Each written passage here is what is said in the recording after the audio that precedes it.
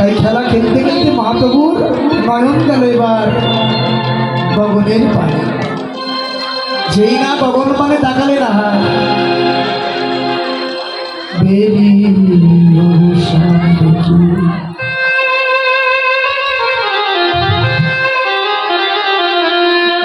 প্রভু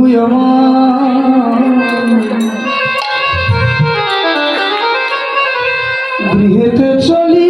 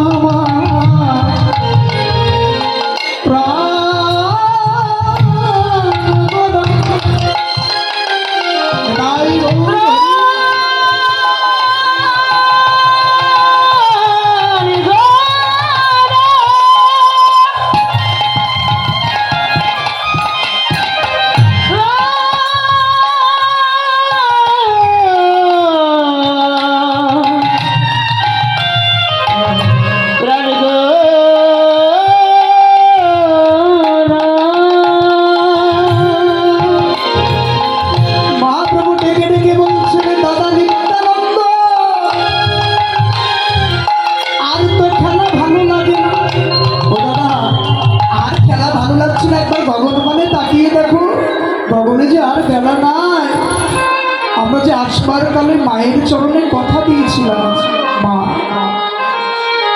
সূর্য অস্ত যাওয়ার পূর্বে তোমার চরণে আমরা ফিরে আসবো। মহাপ্রভু এবার আপন ঘরে চলছেন, মায়ের কথা মনে হয়েছে তো আর খেলা ভালো লাগছে। আচ্ছা বলুন তো, খেলা কতক্ষণ ভালো লাগে? ভালো লাগবে মায়েরা যখন দেহের রক্ত শুকিয়ে যাবে, রক্তের তেজ কমে যাবে, কত অহংকার, কত শক্তি, কত জনবল, কত লোকবল, কত কিছুর অহংকার আমাদের। কিন্তু একবার বিচার করেছেন কিসের অহংকার করি আমরা? জন্ম দিল সে অন্যজন, আমায় মানুষ করলো সে অন্যজন, আমায় খেতে দিল সেও তো অন্যজন, আমায় শিক্ষা দীক্ষা দিল সেও অন্যজন। এমনকি যেদিন আমি মরে যাব, চারজনাতে কাঁধে করে আমায় শ্মশানে নিয়ে যাবে, আমি নিজে যেতে পারবো না, আমি নিজে যেতে পারবো না, চারজনাতে নিয়ে যাবে, তারাও অন্যজন। তাহলে মানুষের অহংকার কি? অহংকার করছি কিসের আমরা? দেখেছেন, এই জন্য জীবনে যারা ধৈর্য রাখতে পারে, যারা বিচার করে, তারা এগিয়ে যায়। যারা অধৈর্যের মতো থাকে, তারা বারবার মৃত্যুময় সংসারে পতিত হয়। মহাপ্রভু গগন পানে তাকালে, শুধু নিজে আজকে গগন পানে নয়, এই কলিহত জীবকে লক্ষ্য করে বললেন, ওদের কলির জীব, তোমরা একবার ওই গগনে নয়, একবার নিজের এই দেহ গগন পানে তাকাইয়ে দেখো। এই দেহ গগন পানে তাকিয়ে দেখো, এই গগনের বেলা প্রায় ফুরিয়ে গেল। আর কত? মহাপ্রভু বলছে না, জীব জাগো, জীব জাগো, গোরা চাঁদ ডাকে, কত নিদ্রা যাও মায়া পিশাচের খোঁজে। এনেছি ঔষধি, অসুখ হলে মানুষকে যখন ঔষধ দেওয়া হয়, মহাপ্রভু বলছে এনেছি ঔষধি, মায়া নাশি বারো লাগি, এই হরিনাম মহামন্ত্র লও তুমি।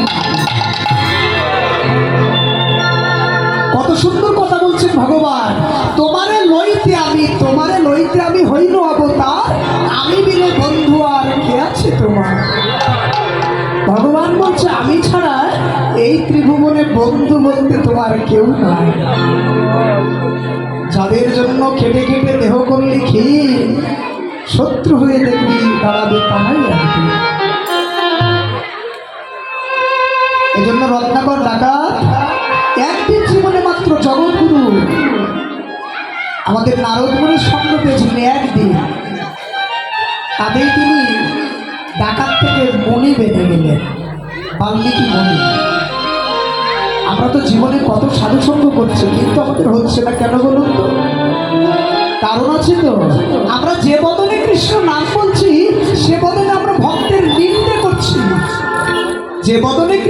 কথা বলছি সে বদলেই ভক্তের আমরা সমালোচনা করছি।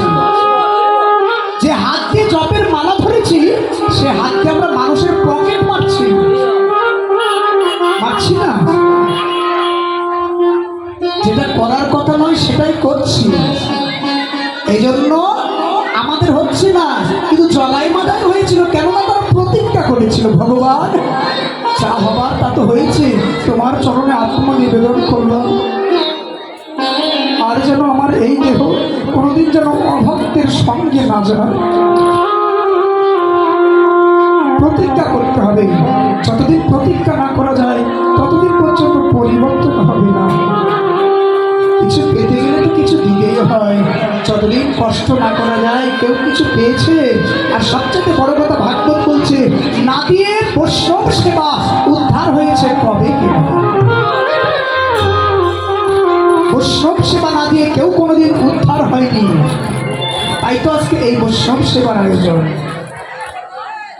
লক্ষ্য করুন তো, সে রবিদাস থেকে মচির ছেলে রবিদাস, সারা ভারতবর্ষে কি বৈষ্ণব ছিল না? কিন্তু ভগবান চোখে আঙুল দিয়ে জগৎকে দেখালেন, দেখো যারা জাতির বিচার করে এরা নরকের কীট। এখানে কোনো বড় ছোট নাই, যে পদবী একবার কৃষ্ণ বলে ডাকে তাই বৈষ্ণবের শিরোমণি। এই জ্ঞান যেদিন ভিতরে আসবে, সমস্ত জীবের প্রতি যেদিন সমদর্শন হবে, সেদিন বুঝে নেবেন আপনার হৃদয়ে কৃষ্ণ ভক্তির উদয় হচ্ছে। তাই মহাপ্রভু 3 নম্বর শিক্ষার্থীদের মধ্যে বললেন, এই কীর্তনের অধিকার কাদের জানো? ত্রিনাদপি শুনেছিল যারা, তৃণের চাইতেও যারা নিচু হতে জানে, তরুণীব সহিষ্ণ না বৃক্ষের মতো যাদের ধৈর্য শক্তি, অমানিন মান দেন নিজে মান শূন্য হয়ে যারা অপরকে মান দিতে পারে, কীর্তনীয় সদা হরি, একমাত্র এই হরি কীর্তনের অধিকার জগতে থাকে। রাতে ভালো করে বিচার করবে, তাহলে এই কীর্তনের অধিকার আমাদের আছে কি নাই। আর চাওয়াটা যেন ভক্তের মতো হয়। এই যে আজকে লীলা সচ্ছেন, হরিনাম করছেন আপনারা, এই হরিনাম করলে কি হয়, কি পাবেন, তার বেনাপানা সম্বন্ধে আপনারা যদি কোনোদিন ঠাকুর হরিদাসের চরিত্রটা পড়েন তাহলে পেয়ে যাবে। এই যে লীলা শুনছেন, হরিনাম শুনছেন, আজকে মহাপ্রভু যে নামের খেলা খেলছে, এই কলিতে অবতার কি, কলির অবতার কি আমরা পেয়েছি? শ্রীমদ্ ভাগবত বলছে পেয়েছি কি? শ্রীমদ্ ভাগবত বললেন কলিকালে হরি নাম রূপে কৃষ্ণ অবতার। এই দেখুন ভাগবত প্রমাণ দিচ্ছে, হরি নাম রূপে কলিকালে কৃষ্ণ অবতার, হরি নাম বিনে কলি জীবের নাহি কলি, একমাত্র তার ব্রহ্ম হরিনাম। তাই ঠাকুর হরিদাস হচ্ছে তার প্রত্যক্ষ প্রমাণ। একটু বলছি দেখুন, মন দিয়ে আস্বাদন করবেন, জীবন পরিবর্তন হতে বাধ্য। ভগবান প্রতিজ্ঞা করেছেন, যারা ঠাকুর হরিদাসের নাম বদলে একবার বলে আমি ভগবান কথা দিলাম, তাদেরকে কোনোদিন এই মৃত্যুময় সংসারে আসতে হবে।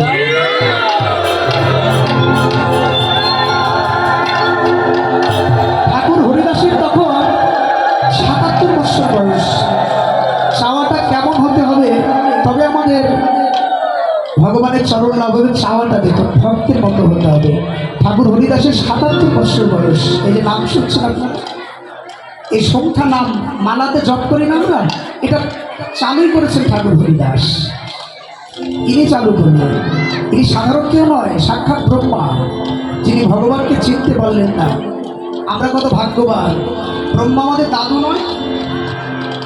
মনু যদি আমাদের মনুষ্য জাতির পিতা হয়, তাহলে মনুর বাবা হচ্ছে ব্রহ্মা, তাহলে আমাদের সম্পর্কে ব্রহ্মার দাদু হচ্ছে আমরা তার নাতি। তাহলে আমাদের দাদু ব্রহ্মার বয়স ১০০ বৎসর যেদিন হবে সেদিন এই সৃষ্টি লয় হবে। এভাবে ১০০০ বৎসর ধরে ভগবানের এই যে নাভি কমল থেকে যে পদ্মফুল, এর মধ্যে ১৪ ভুবন। ব্রহ্মাজি ১০০০ বৎসর ধরে, তাহলে একদিন সমান কত হয় পৃথিবীর হিসেবে? ৪২৯,৮০,৪০,০০০ বৎসর যেদিন আমাদের হয়, সেদিন হয় ব্রহ্মার একদিন। সহস্র চতুর্যুগে ব্রহ্মার একদিন, এভাবে এক রাত্রি। এভাবে ব্রহ্মা ১০০ বৎসর বাঁচে। ঠিক এভাবে ১০০০ বৎসর এই ডাটার মধ্যে আসা যাওয়া করেও ব্রহ্মা ভগবান কৃষ্ণকে দেখতে পায়।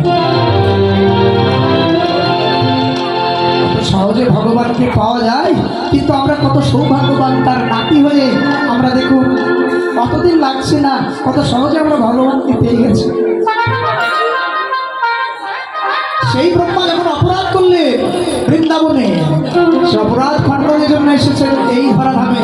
শুধু ব্রহ্মা নয়, আমরা প্রত্যেকটা মানুষ জাগতিক জগতের জেলখানার মতো অপরাধ খণ্ডনের জন্য এই ধরাধামে শরণ পেয়েছি। সেই ঠাকুর হরিদাসের ৭৭ বৎসর বয়স, ৭৭ বৎসরের বৃদ্ধ একজন মানুষ। আপনারা জানেন মহাপ্রভু মোট ৪৮ বৎসর প্রকট ছিলেন ধরায়, এর মধ্যে ২৪ বৎসর নদিয়ায় আর ২৪ বৎসর মহাপ্রভু ভারতবর্ষের বিভিন্ন জায়গায়। এই ২৪ বৎসরের মধ্যে প্রথম ৬ বৎসর সারা ভারতবর্ষ মহাপ্রভু পায়ে হেঁটে ভ্রমণ করেছিলেন, পাদুকা ছিল না। আমরা তো বৃন্দাবনে গেলে আমাদের পা থেকে কি পাদুকা খসে না, কেন পায়ে আঘাত লাগতে পারে। শিক্ষা দেখুন, ভগবান সারা ভারতবর্ষ ৬ বৎসর ধরে পায়ে হাঁটলেন। এরপর বাকি ৬ বৎসর মহাপ্রভু উড়িষ্যার জগন্নাথ মন্দিরে আপনাদের মতো ভক্তকে নিয়ে উদ্দণ্ড নৃত্য কীর্তন করলেন।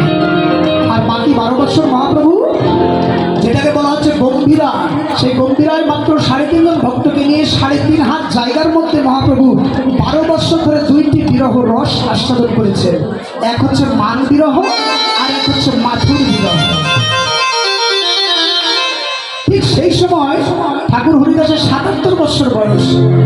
ঠাকুর হরিদাস নাম জপ করছে তপ্ত বালিকার উপরে বসে বসে। ভক্ত যদি দুটি নয়ন জলে ছেড়ে দিয়ে ভগবানকে ডাকে, ভগবানকে ডাকে, বলো বলো ভগবান কি দূরে রইতে পারে, দূরে রইতে পারে। ভক্ত বৎসল ভগবান আমার ছুটে ঠাকুর হরিদাসকে জড়িয়ে ধরলেন।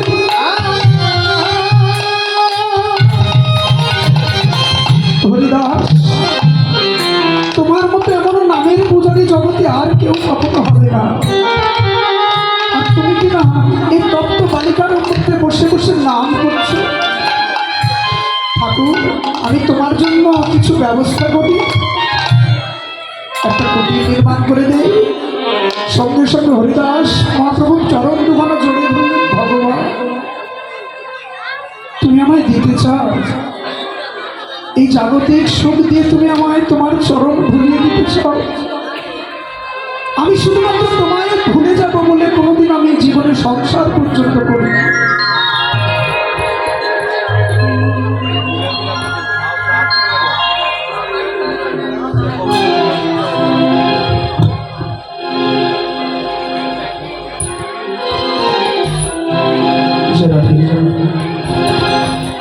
হরিদাস ঠাকুর বললেন, ভগবান, শুধুমাত্র তোমায় ভুলে যাব বলে আমি জীবনে কোনোদিন সংসার করিনি। দিতে চাও? কি চাইবো তোমার কাছে বলো? না চাইতে তুমি এত সুন্দর একটা দেহ আমায় দিয়েছ। হে ভগবান, এই জগতে কত মানুষই তো অন্ধ হয়ে জন্ম নেয়, যারা ইচ্ছে করলেও তোমার বদন দেখতে পায় না। এই জগতে কত মানুষই তো অন্ধ হয়ে জন্ম নেয়, যারা ইচ্ছে করলে তোমার চাঁদ বদন দেখতে পায় না। এই জগতে কত মানুষ বিকলাঙ্গ হয়ে জন্ম নেয়, যারা ইচ্ছে করলে তোমার ভক্ত সঙ্গ করতে পারে না। আর সেখানে তুমি আমায় এত সুন্দর একটা দেহ দান করেছ। কি চাইবো? তবু তুমি আমার কাছে কিছু চাও? হরিদাস ঠাকুর দুটি নয়ন জল ছেড়ে দিয়ে বললেন, হে ভগবান, যদি কিছু দিতে চাও এইটুকু কৃপা করো, যেদিন আমার দেহ থেকে প্রাণ পাখি জন্মের মতোই উড়াল দেবে,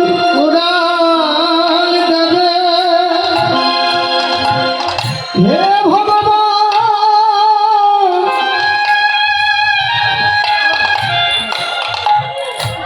যেদিন আমার জগতে আপন বান্ধব বলতে কেউ রবে না। শুনেছি জগতে কোনো পিতা মরে গেলে পুত্রেরা নাকি লাশ কাঁধে নিয়ে শ্মশান পর্যন্ত যায়। আমি যেদিন থেকে বুঝতে শিখেছি সেদিন থেকে জানি তুমি আমার বাবা, তুমি আমার মা, তুমি আমার ভাই, তুমি আমার বন্ধু, তুমি আমার স্ত্রী, তুমি আমার কন্যা।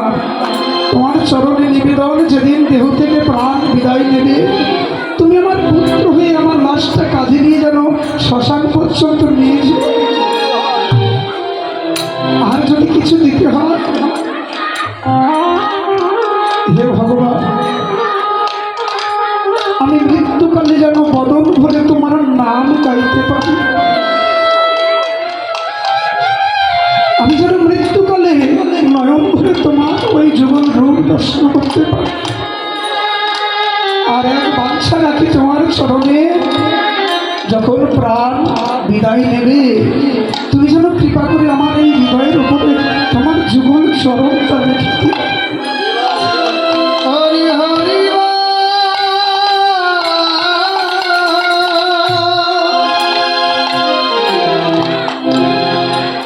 আমি যেন তোমার চরণটা হৃদয়ে নিয়ে যেন মরতে পারি। যেদিন হরিদাস ঠাকুরের দেহ রাখলেন হরিদাস ঠাকুর, ভগবান নিজে দেহটা কাঁধে নিয়ে উত্তঙ্গ নৃত্য কীর্তন করতে করতে সংক্ষিপ্ত দল নিয়ে মহাপ্রভু বালিকা হরিদাসের সেই শবদেহ দাহ করলেন। সেই হরিনাম সংকীর্তন শুনছেন আপনারা। যদি চাওয়ার মতো চাওয়া যায়, সন্তান ভালো হলে বাবার কাছে যেমন কিছু চাইতে হয় না, যদি আমরা ভগবানের সন্তান আমরাও যদি চরিত্র ঠিক করতে পারি, যদি আমাদের ভক্তি ঠিক থাকে, ঠিক একদিন ভগবানের চরণ পর্যন্ত যাব, এতে কোনো সন্দেহ নেই।